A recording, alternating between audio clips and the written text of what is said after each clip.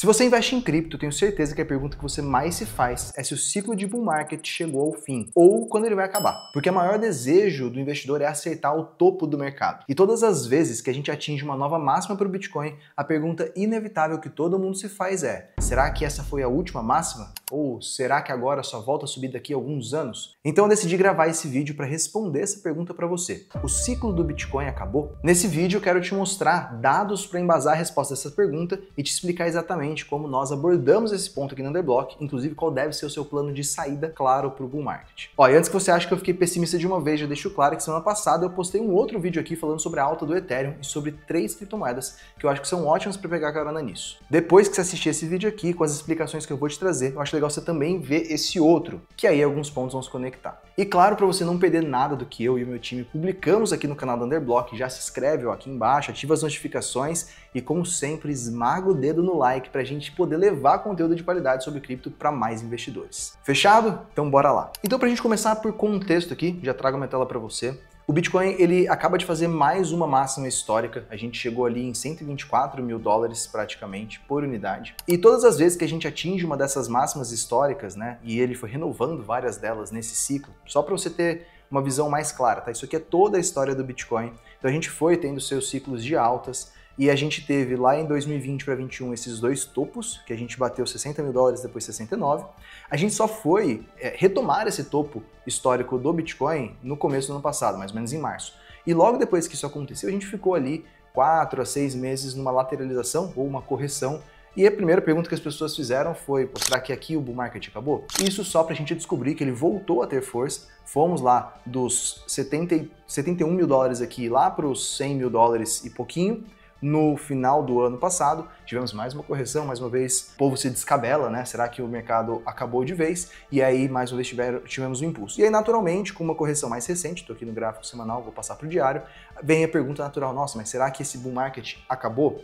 E aí, justamente essa é a pergunta que a gente tem que se fazer. Por quê? A única coisa que você vai ter em mente quando você bate a máxima histórica é: qualquer correção parece que é o fim daquele movimento. Em algum momento, de fato, será. Em algum momento, nesse bull market, a gente vai chegar na última grande máxima histórica dele, para depois entrar numa correção. Assim como a gente teve esse momento no ciclo passado, ou até tivemos um pré-momento no primeiro topo, mas depois disso passamos um ano sem ter novas máximas, muito pior que isso, passamos um ano ladeira abaixo. Mas aí justamente eu quero te fazer essa pergunta, né? Será que o ciclo acabou? Eu quero responder essa pergunta ao longo desse vídeo. Não é uma resposta simples, tá? Mas eu quero te trazer dados para embasar e talvez o ciclo ele tenha acabado como você conhece, tá? É exatamente isso que eu quero te mostrar e te explicar para onde eu estou enxergando esse mercado e o que eu espero que aconteça a partir daqui. E um outro ponto que faz as pessoas se perguntarem se esse ciclo já está próximo do fim tem a ver com esse post que eu fiz aqui no Instagram. Se você não me segue, vai lá me seguir para você receber também conteúdos lá diários. E eu coloquei uma comparação aqui dos movimentos de alta que a gente teve para o Bitcoin ao longo do tempo, tá? Aqui eu separo isso como ciclos diferentes e não só como ciclos de bull market. Eu tô pegando períodos em que a gente teve uma alta muito expressiva, seguidos de uma correção também expressiva, tá? Então, por isso você vai ver mais ciclos do que talvez você esteja acostumado a ver. Mas fato é que a gente acaba de completar 1000 dias nesse ciclo de bull market do Bitcoin, e esse se torna um ciclo mais longo. E aí claramente vem essa pergunta: cara, se já passou mais do que o dobro do primeiro ciclo, quase o dobro do último ciclo, será que a gente não está chegando no fim? Será que já não é a hora de botar essa grana no bolso e partir para o abraço e esperar agora provavelmente mais um ano de ladeira abaixo? Bom, e aí eu volto pro gráfico do Bitcoin, porque eu acho que a gente tem que entender o seguinte: se a gente voltar no gráfico semanal aqui, a gente vai ver que a gente está num perfil diferente, ó. Vamos lá separar as coisas aqui. Aqui teve o ciclo de 2016 para 17, 15 para 17 na verdade, foi muito bom, estava lá. E aqui você vê claramente uma empinada exponencial, uma curva. Isso aqui é muito claro, né, que é uma empinada exponencial. E aí todas as vezes que a gente tem um movimento balístico assim do preço, a gente acaba chegando num ponto de muita saturação e aí a gente vem com um bear market. E quando a gente teve depois o movimento aqui de 2020 para 2021, também tivemos esse movimento balístico ali, né, esse movimento muito pronunciado, principalmente após o Corona Crash, que foi o estouro ali da pandemia, o início da quarentena lá em 2020. E agora, a gente, se você for olhar, isso aqui está mais parecido com uma linha reta, uma linha de tendência mais reta, do que com um movimento super exponencial. E aí me lembra muito um movimento que a própria Bolsa Americana faz. No fim das contas, ela tem seus altos e baixos, mas ela segue um perfil mais linha reta do que um perfil mega exponencial, tá? E aí o primeiro ponto é, o Bitcoin passou a se comportar diferente nesse ciclo, e ele passa a se comportar muito mais próximo dos ativos tradicionais, como as próprias bolsas. Então, embora a gente tenha tido ciclos muito exponenciais, eles de alguma forma, por sorte, coincidência ou a própria regra do mercado, eles seguiram os ciclos de 4 anos, agora a gente está num movimento diferente. Tanto é que vemos um ciclo mais longo. Então, a maior pergunta que eu faço não é necessariamente se o ciclo de bull market acabou, mas se a teoria do ciclo de 4 anos para o mercado de cripto, se essa foi por água abaixo. Eu acho que existem evidências para isso, como eu vou te mostrar, mas a gente precisa investigar um pouco mais porque existem as duas possibilidades, de o ciclo de 4 anos ter morrido e a gente realmente vai para uma dinâmica completamente diferente, vou te explicar o que eu penso sobre isso, ou a gente vai seguir o ciclo de 4 anos e aí teremos algum momento nos próximos meses de fim de ciclo e você tem que estar preparado, por isso eu vou te trazer um plano mais prático aqui. E para olhar intrinsecamente nesse mercado, o que muda e o que está de pano de fundo, eu gosto de olhar para vários elementos. Aqui eu vou olhar primeiro para um elemento mais macro e depois eu quero trazer para elementos on-chain. Essa curva que você está vendo aqui é a taxa de juros do Fed, ou seja, a taxa de juros norte-americana, que criou pra gente toda essa aura nos últimos anos de que cortes de juros são bons para o mercado, e a gente passou a ter uma correlação muito forte do Bitcoin com o ciclo de corte de juros e com a própria inflação americana. Aqui eu tenho desde 2009, então quando o Bitcoin começou a operar, e aí eu tenho esses juros aumentando lá em 2016, ele cai bruscamente em 2020 com a pandemia, ele fica zerado por um tempo, depois ele tem uma alta muito forte de começo de 2022 até 23, 24 e começa o ciclo de corte de juros sendo pausado até este momento. Então, vamos tirar um pouquinho a opacidade dessa imagem e vamos comparar com o Bitcoin, tá? Se a gente olhar aqui, eu vou desconsiderar 2013 para trás, porque o cripto era basicamente um mercado muito pequeno, então não dava pra gente ter tanta correlação, mas basicamente o Bitcoin ele foi crescendo até 2017 num cenário de juros baixos, e conforme esses juros ficaram mais altos, o Bitcoin ele teve mais dificuldades de voltar a subir. A gente teve um grande ciclo do mercado, que foi de 2020 para 2021, teve a ignição dele justamente nesse massivo corte de juros repentino pelo Fed, pelo Banco Central Americano. Então, você pode ver que casa muito bem. O momento da recuperação em V do mercado, ou seja, o Corona Crash,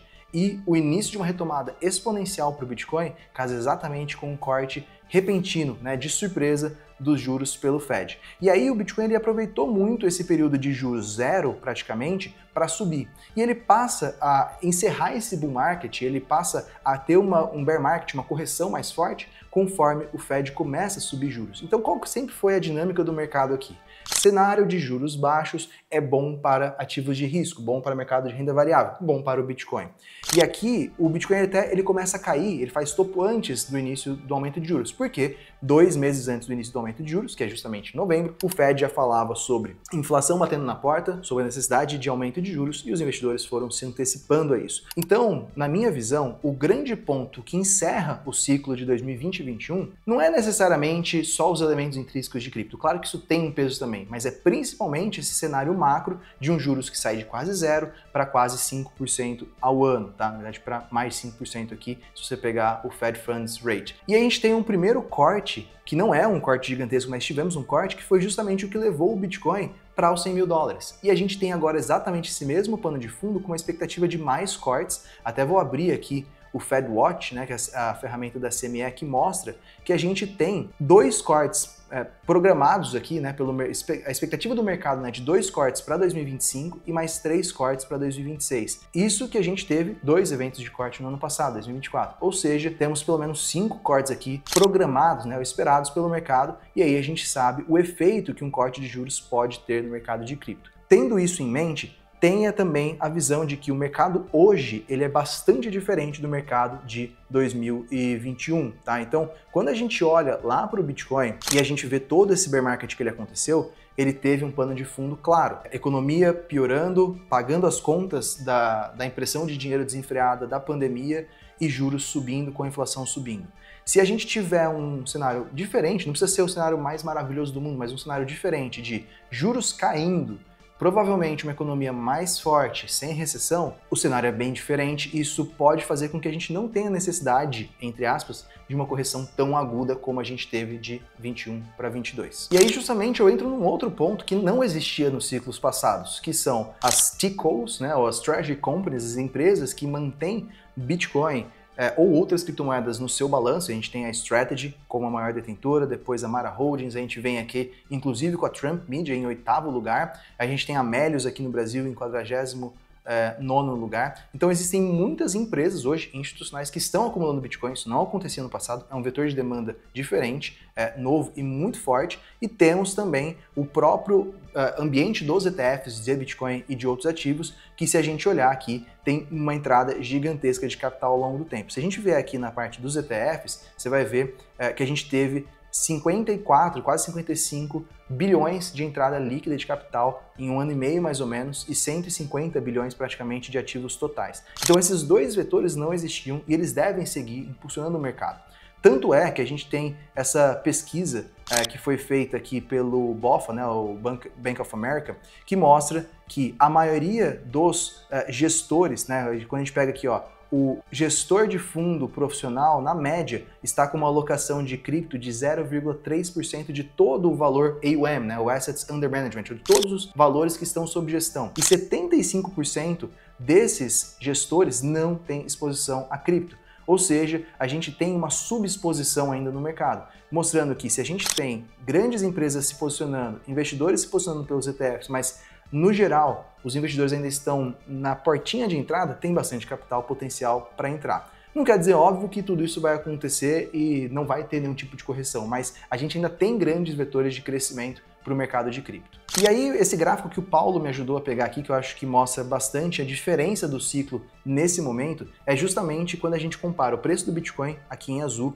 com essa linha em vermelha, que ela é chamada de risco social, que basicamente é o volume de menções e de procura pelas pessoas físicas por cripto e por Bitcoin no ambiente de redes sociais. Então, mesmo um vídeo desse no YouTube, né, que eu estou fazendo agora aqui com você, ele deveria ter muito mais visualizações se a gente estivesse lá em 2021, quando isso estava muito lá no pico, né? As pessoas estavam buscando muito ativamente. E você vê que a gente está numa dinâmica bem diferente, um mercado mais calmo, porque a gente está sem todo aquele furor dos ciclos passados. Isso causa um ciclo diferente, um ciclo talvez mais longevo e menos, né, adolescente, menos variações hormonais aqui. Então você talvez não tenha movimentos tão explosivos, você também não tenha correções tão agudas. Tanto é que se a gente olha aqui para os indicadores de pico do Bitcoin, a gente tem 30 indicadores de pico aqui pela CoinGlass e nenhum deles, zero, absolutamente zero, foi atingido até agora. Isso mostra que, por um lado, essas métricas não mostram a exaustão do mercado ainda, e por outro, a gente pode até entender que a mudança do próprio ciclo faz com que algumas dessas métricas não sejam mais tão válidas assim para a gente tomar decisões. Isso tudo mostra para mim que o ciclo realmente mudou. Se a gente olha para os dados on-chain, aqui tem o NUPL, que é o lucro ou prejuízo que ainda não foi realizado, não foi vendido pelos investidores. Veja como a gente tem alternado aqui picos menores, né? Menos euforia no mercado a cada uma dessas variações. E mesmo o Open Interest, que é a quantidade de dinheiro que está colocada em alavancagem, ela está mais controlada, né? Mesmo que ela esteja mais alta do que 2021, ela não está tendo picos muito elevados, né? Mesmo esse momento de agora não está tão alto quanto a gente teve no final do ano passado, começo desse ano. Tudo isso para dizer para você que os ciclos mudam. Ninguém escreveu em pedra que o mercado de cripto ele tem que subir 3 anos e cair 1. Ninguém escreveu uma regra dizendo que o mercado de cripto tem que ter ciclos de 4 anos. O que a gente tem como regra, como elemento imutável, é o código do Bitcoin e a sua imutabilidade ao longo do tempo, como, por exemplo, a sua escassez programada. Mas a gente provavelmente vai ver uma dinâmica em que o mercado muda, o mercado se torna diferente. Então, a minha visão, Bazan, é o ciclo de 4 anos está acabando. Se já vai ser nesse período agora, nesse ano, nesse ciclo que ele vai se invalidar, não sabemos ainda, a gente vai ter que acompanhar. Mas muito provavelmente o mercado está amadurecendo, ganhando corpo e robustez e fazendo com que a dinâmica toda mude. E aí ele vai deixar de se comportar só como um adolescente aqui no mercado, com picos hormonais, e ele vai passar a se comportar provavelmente mais como uma bolsa de valores, que tem uma alta muito longeva, né? Se a gente pegar aqui, é uma alta do mercado desde lá 2009, pós-crise de 2008. Então, muito provavelmente esse ciclo ele vai passar por mudanças e a gente vai ter novas dinâmicas a partir daí. Agora volta aqui comigo. Como você se prepara para esses casos? Então, primeira coisa que você faz para se preparar é se inscrever no canal aqui, obviamente, para você receber conteúdos que possam te ajudar. E deixar o seu like, é um favor que eu te peço aqui para saber se esse conteúdo está sendo bacana para você, está sendo legal. O campo de comentários está sempre aberto para feedback, sugestões, para a gente poder produzir mais conteúdos. E aí você pode se preparar para os próximos passos desse mercado. Então vamos dividir em 2 cenários. Primeiro cenário em que o ciclo de 4 anos ainda é válido e ele nada mudou em relação a essa teoria que a gente tem no mercado. E segundo cenário, o ciclo de 4 anos acabou e a gente vai ter que ter uma outra postura. Se o ciclo de 4 anos continuar existindo como ele é, eu vou continuar olhando para a métrica que eu mais gosto, que é o MVRV, que é o valor de mercado pelo valor de compra das pessoas. Ou seja, é uma comparação, vou simplificar aqui mais, se eu tivesse gastado 10 mil dólares para comprar Bitcoin e ele está agora 50 mil dólares, essa relação é de 5 para 1, né? Eu tenho 5 vezes mais dinheiro do que eu coloquei no começo. E nos ciclos passados se respeitou justamente como um relógio, né, esse ciclo de 4 anos, quando o Bitcoin chegou nessas regiões de exaustão aqui com o MVRV muito esticado. Muito lucro na mão das pessoas elas precisavam realizar. Veja como mudou bastante, estamos muito longe disso, e se o ciclo for acabar com essa mesma perspectiva dos 4 anos, eu acredito que em algum momento a gente vai ter uma esticada de preço, que talvez não seja um pico tão alto, mas teremos alguma coisa mais destacada, marcando o fim desse movimento como um todo. Se o ciclo tiver mudado, eu vou passar a olhar mais para a acumulação das empresas públicas, né, das empresas de treasury corporativo ali, que estão colocando isso no seu capital, e vou olhar mais ainda para os dados de ETFs, tá? Então, basicamente, o vetor institucional para esse mercado. Seja o ciclo de 4 anos ou não, para mim é super importante ficar de olho nesses dados de fluxo para entender justamente quando a demanda começa a cair. E uma coisa que sempre vai mandar para mim é olhar para o gráfico semanal do Bitcoin e ver invalidações como a gente teve aqui em 2021, em que você começa uma correção e não consegue mais retomar aquela máxima. Então, cenas dos próximos capítulos. Esteja preparado para os 2 cenários. Eu acredito que a gente vai ter uma mudança. Talvez ela não seja completa neste ciclo, mas acredito que a gente vai viver um mercado que ele vai ter correções mais rasas e altas mais graduais, né, ao longo do tempo. Se as coisas realmente mudarem, esteja preparado para ter um ativo que talvez seja menos volátil, mas ele possa te construir riqueza por mais tempo. Se a gente voltar para a ideia dos 4 anos, use muito das métricas técnicas e on-chain para tomar as suas decisões e entender o topo do mercado. Obviamente, estaremos aqui sempre para trazer conhecimento e mais informações para você, então não deixe de acompanhar aqui o canal da Underblock e também o meu Instagram lá no @o.viniciusbazan, porque lá também posto conteúdos diariamente. Espero que tenha sido útil para você, que tenha curtido esse vídeo. Trouxe o meu melhor aqui para tentar explicar o que está na minha cabeça e eu precisava compartilhar. Agradeço pela sua atenção até aqui. Mande sua sugestão de próximos vídeos aqui embaixo e a gente se vê numa próxima. Grande abraço.